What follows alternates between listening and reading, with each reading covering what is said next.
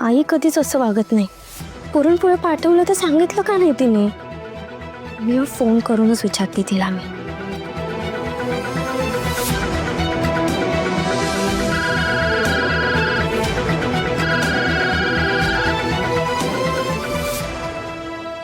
Hello आई. हा सई, झाली का होळीच्या पूजेची तयारी? नाही अगं, अजून तयारी नाही झाली. ऐक ना, तू आज ज्या पुरणपोळ्या पाठवल्यास ना त्या येऊ का सुमनताई? या या सई, जरा एक मिनिट. हं, तुमचीच वाट बघत होते बघ. तुम्ही बसा ना, पोळ्या आणते. बसा बसा. हा,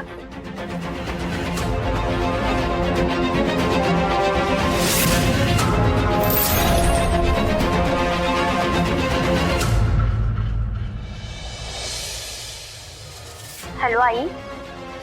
अरे देवा, यातच ठेवल्या होत्या पोळ्या. सुमनताई, देताय ना पोळ्या? हो हो, म्हणजे काय ना, पोळ्या केल्या होत्या, यातच ठेवल्या होत्या. अरे देवा, होत्या म्हणजे आता नाही येत? हो ना, मलाही काहीच कळत नाही हो. संपल्या बहुतेक. अरे देवा, काय हो सुमनताई, मी तुमच्यावर विश्वास ठेवून घरी पोळ्या केल्या नाहीत आणि आता पूजेला मी कसला नैवेद्य दाखवू? माफ करा, मला थोडा वेळ देता का? मी लगेच करून देते तुम्हाला. अहो, एवढा वेळ आहे कोणाकडे? तुम्ही म्हणालात म्हणून पोळ्यांची ऑर्डर मी तुम्हाला दिली. नाही नाही, असं नका म्हणू. तुम्ही जर असं रिकाम्या हाती गेलात तर मला अन्न जाणार नाही. मी करते ना, पटकन करते. हवं तर तुम्ही नंतर या. हा, मी करून ठेवते पोळ्या. हा,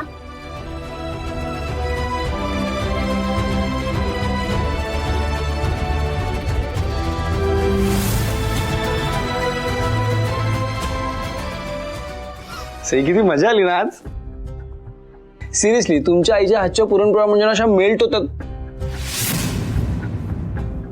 काय झालं?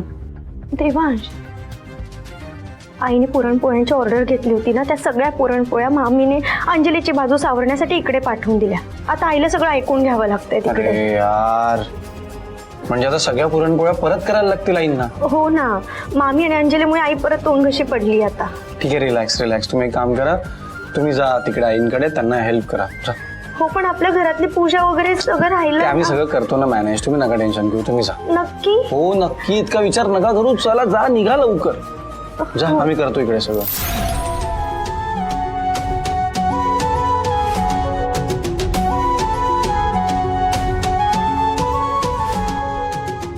मी खरंच खूप नशीबवान आहे देवांश.